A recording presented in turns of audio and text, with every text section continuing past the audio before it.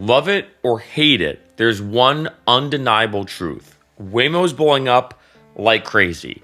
For some reasons you probably would expect, but also a lot of reasons why you might not expect.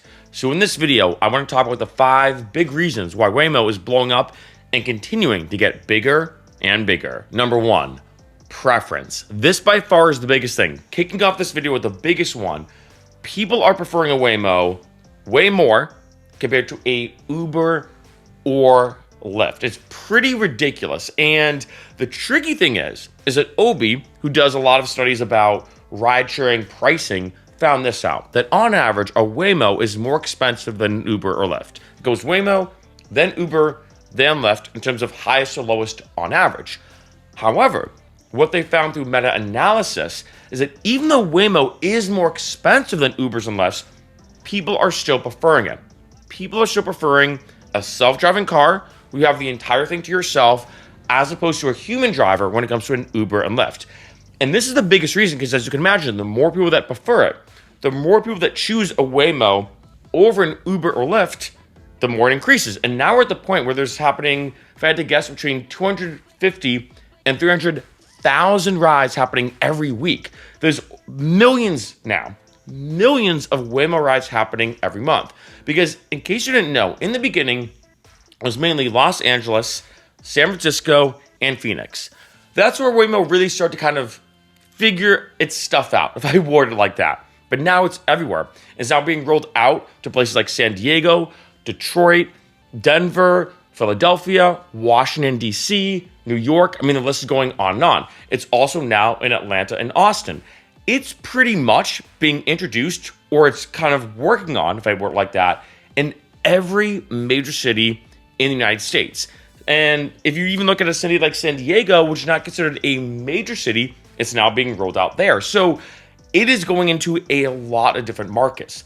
And as you can imagine, every market it enters, every new market, it's kind of the same thing. People start taking it, they start preferring it to Uber and Lyft, even if it's more expensive, and then they don't look back. More and more people are preferring Waymo over Uber and Lyft, which means it's continuing to grow faster and faster. Number 2, the cost.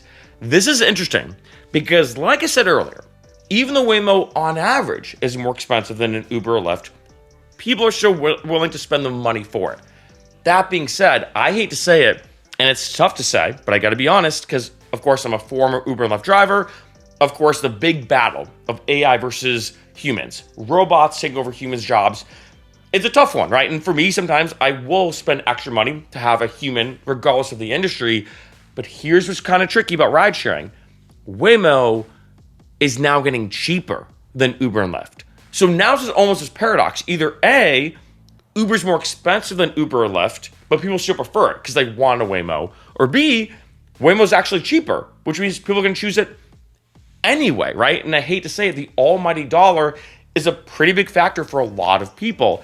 And what I'm noticing here in LA is Waymo's gotten so much cheaper than ever before. The first time I ever took a Waymo was in June of 2024. So about a year and a half ago from the time of this video.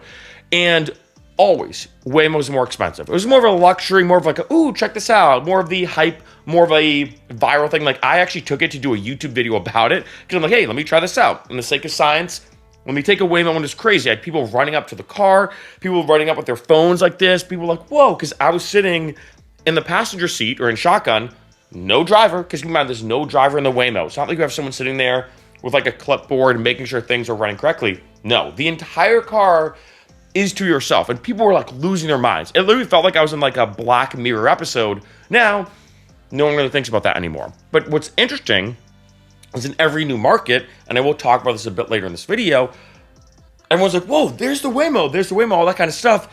And I think initially, for right now, a lot of people think, oh, well, Waymo's more expensive. Not the case. I'm going to be honest, I'd say now, in this day and age, this is November of 2025, I'm filming this video, I'd say about half the time, Waymo's actually cheaper. Maybe 40%, if I had to be super, super specific. I'd say 60% of the time, an Uber and Lyft is cheaper.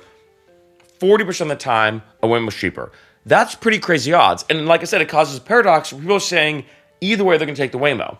Either you prefer the Waymo, which most people do statistically now once they start taking it, and you're willing to spend that upcharge, $5 or $10 extra sometimes, or you're like, well, I'm going to take a Waymo anyway, but it's cheaper. It's a win-win. I was going to take the Waymo anyway, but it's also now cheaper than an Uber and Lyft. And then lastly, when you look at the price, look at tipping. Now, I will say, which is kind of annoying, I think ride-sharing and rideshare drivers is the most under-tipped profession by far. You always tip your bartender. You tip your hairdresser. You tip your waiter or waitress. You tip your taxi driver. You tip your limousine driver. But most people don't tip their Uber and Lyft driver. I think it's because there's two things. I think one, there's no social pressure, right? There's really no social pressure of if you zero, as the slang term is called sometimes, if you put zero under your tip as, you being at a bar, you're going to get some hate for it. Same thing being at a restaurant. I mean, people are going to go after you, right? There's a social pressure to have to tip, whether you're going to or not.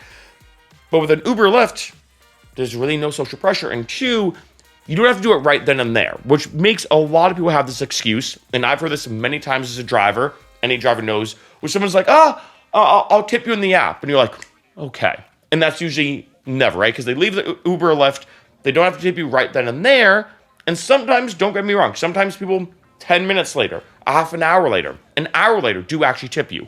So that can happen, but not as much. But anyway, that whole tipping situation when it comes to an Uber or Lyft, even though people don't really tip that much, it's a very under-tipped profession or under-tipped field, even still with a Waymo, you don't have to think about tips at all. There's no tipping. So not only is it cheaper, like I said, right now, in my experience, about 40% on average, but that also does not even have to include the tip. You don't tip the Waymo at all. Number 3, safety. This one's a bit interesting, but on average, when you take a Waymo, there's less traffic violations, less accidents, and less injuries related to those accidents. Now, I do want to say Waymo's far from perfect. There have been some safety issues of people trying to, let's say, stop the car and interact with the people inside. There's one case that just happened like a few weeks ago or a couple weeks ago where Waymo ran over a cat named Kit Kat, and a lot of people are furious about it. So Waymo's not perfect. And even the Waymo CEO said, and I did a video about this already, they did say, look, we are kind of preparing for a potential death. And I hate to say it, super dark. It is inevitable that at some point someone might die from a Waymo. Here's where things get very tricky though when it comes to the safety factor though, is we look at everything. The big meta-analysis, it is way safer to take a Waymo than have a human driver. And I can see a lot of people, maybe at first not trusting it. I'll be honest, when I first took a Waymo, it was kind of logic versus emotion. Like logically, I'm like, okay, I know this thing's safe. But emotionally, I did not feel that way. I was like, I feel very uncomfortable with putting my life and my trust into this moving vehicle, right?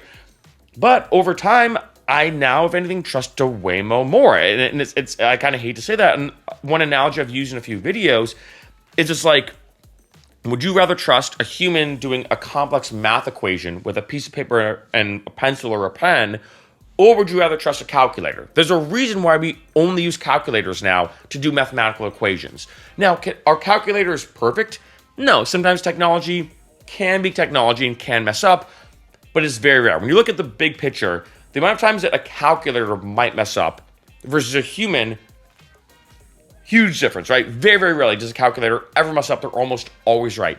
Same thing with the Waymo, that when you look at, like, say, the way a Waymo drives, the way it interacts with the road and everything, the speed, the efficiency, whatnot, I wouldn't be surprised if even in 5 years, which isn't that far away, let's be honest, in just 5 years, like say by the end of this decade in 2030, I wouldn't be surprised if people say, wait a minute, you still trust a human driver? Why not just get a Waymo? It's way safer, blah, blah, blah, blah, all these different things.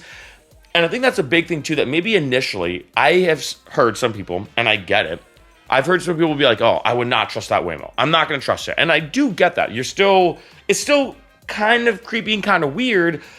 But I think over time, especially with the younger generations and whatnot, they're saying, the way we look at a calculator is they're saying, wait a minute, why would you trust a human driver when they're, who knows if they've been drinking Who knows if, let's say, they're too tired, which is a big issue. Like drowsy driving with Uber drivers and Lyft drivers is pretty big if you're trying to put in those marathon hours. Of course, just reaction time, speed, calculations, all these different things. Waymo's just more efficient. And I think this is a big reason why, like I said, a lot of places, even though, yes, Waymo does have its hiccups. And yes, there are accidents that do happen with Waymo and situations that do happen with Waymo. These are very far and few between when you look at how many rides are happening versus how many issues actually happen.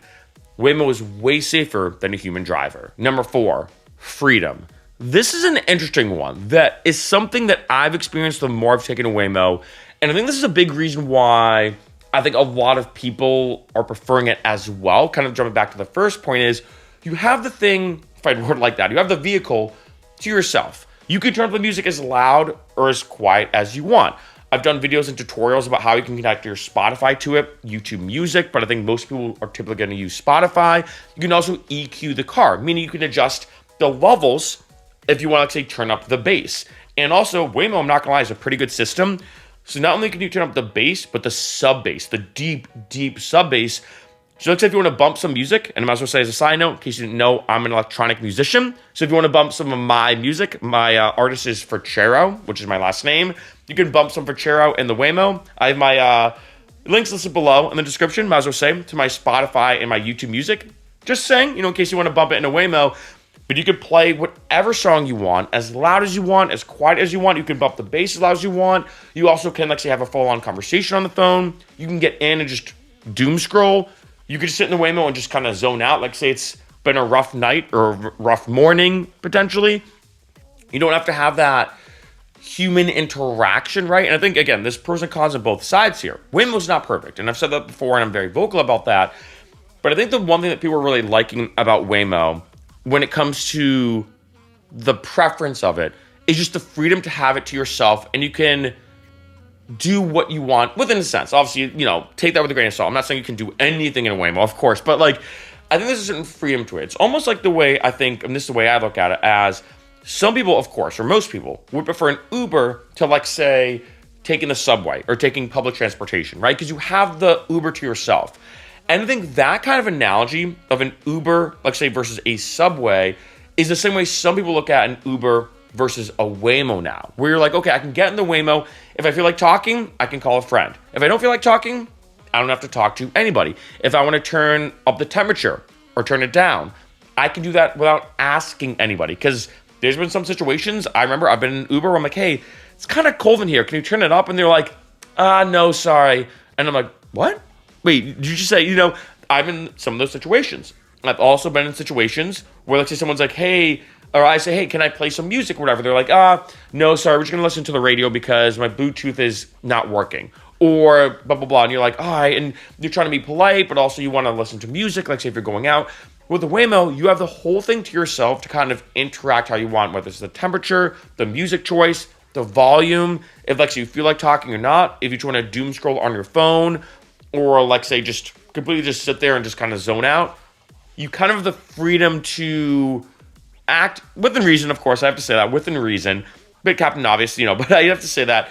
You have the freedom to kind of interact with the vehicle how you want. Number 5, efficiency.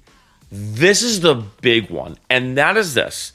Like I mentioned in the beginning of the video, Waymo spreading like crazy. Again, Phoenix to Los Angeles to San Francisco to San Diego to Detroit to Denver to Miami to Austin to Atlanta to Philadelphia to Washington, D.C. to New York. It is spreading like crazy. And as you can imagine, like anything, like any field, any business, any whatever, the better you get of how to penetrate a new market, how to develop in a new market, how to map out the roads, how to map out the landscape, how to build the vehicles, all this kind of stuff, the better you get, right? The better you get, the better you get. So at first, Waymo was like, okay, we can try to do one new city every 6 months. And then they're like, okay, we kind of figured out this new city. Then they're like, we're going to do one new city every 3 months. Then one new city every month.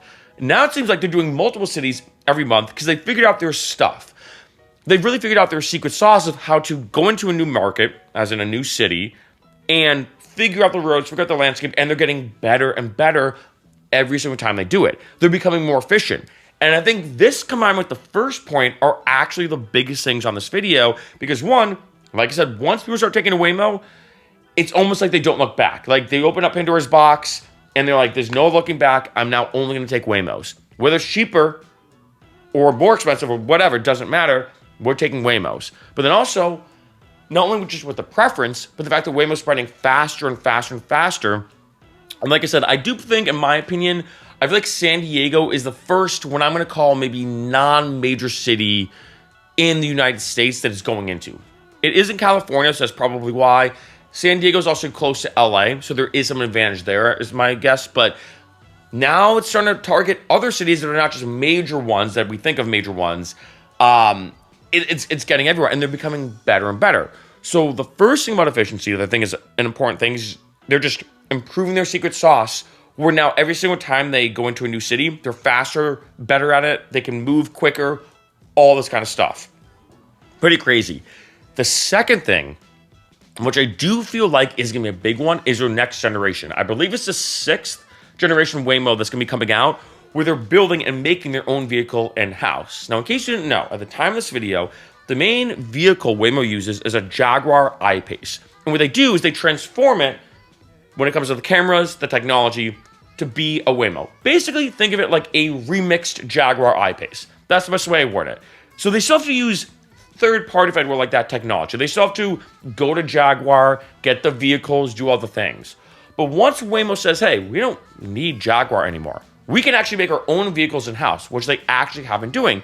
That if you think about it, look at like a Waymo, as it's a typical vehicle, think of any vehicle, you can't sit in the front seat. So you can only have 4, similar to an Uber or Lyft, right? You have 3 in the back, 1 shotgun, no one can sit in the front seat. Waymo does not allow that. So if you think about it, that is space in the vehicle that's kind of just dead space, if that makes sense. There's no reason for it to be there. In the newer Waymo vehicles, things are a lot more efficient. The design is a lot more funky. It almost looks like if you took a bus and just cut it out and took like half the bus. That's what the new Waymo kind of looks like. This is something that's becoming bigger and bigger, faster and faster. That the second thing I want to say about efficiency is that Waymo is kind of keeping its vehicles in-house. And I think that's their next goal. That means they're going to be even improving faster and faster. When they go into a new market, they don't need to contact Jaguar. They don't need to buy all these vehicles and remix them. They already have their own fleet, and they're always ready to go. And now, a bonus point of why Waymo is spreading insanely fast hype. I feel like I do have to mention this because this is what happened with me, I'll be honest, where you hear this hype about Waymo. You see the crazy viral videos. You see the news articles. And then you think, whoa, Waymo's coming to my city. Or I've even had people be like, hey, Mark, I'm actually traveling. I know you know a lot about Waymo. I've seen your videos, or I know that you've taken Waymos. I'm coming to LA. Can we take one? Or I'm actually going to this area. Do you have any tips about taking a Waymo? Like, I've had friends, family, people online contact me about Waymo because they're excited to try this thing out. And love it or hate it, hype has a massive impact on how big something gets. And it is that kind of viral thing, if I'd even use that word, where someone's like, ooh, Waymo's gonna be in my city. I can't wait to try it. I can't wait to try this Waymo. So the hype and their curiosity drives them, pun intended, to order a Waymo. They then get in the Waymo and they're like, whoa, this is like the future. The future's here, and you're controlling the music and you're loving being in the Waymo. Like I said before, as the first point, then you start preferring it. Then you're like, wait, I actually like taking that Waymo. Ignore the hype. That was actually pretty good. And then you start taking the Waymo more and more and more, regardless of the price. And I think that's a big thing to kind of connect all these dots together, that with the hype, in my opinion, is the first breadcrumb. The viral videos, also, let's be honest, a lot of people right now are trying to be the next YouTuber, trying to be a TikToker. I think when they did interview, Gen Z and also Gen Alpha, I think the number one desired profession wasn't being an actor or a professional athlete. It was being a YouTuber or being a TikToker or being a streamer. And if you think about it, Waymo right now is one of the best things to do videos about, where it's like, if you do a YouTube video being like, first time, let's say when it comes to Denver, first time getting into a Waymo in Denver, Colorado, let's see how it deals with the snow, which I will say I'm kind of curious how that turns out. I think as far as I know, if Denver is really the first city that's going to be experiencing Waymos dealing with the snow, we'll have to see, right? But anyway, let's say you want to do a video about it. I think a lot of people right now are ordering Waymos just to do a TikTok video, just do an Instagram reel, to post a fun thing on Snapchat. And the hype, I think, initially drives people, pun intended again, to take that Waymo. But then once they do, it's almost like they're hooked. It's like once they take one Waymo, they're hooked. And again, like I said earlier, which is kind of tricky, regardless of the price, they want to take it again and again, which makes Waymo getting bigger and bigger and bigger.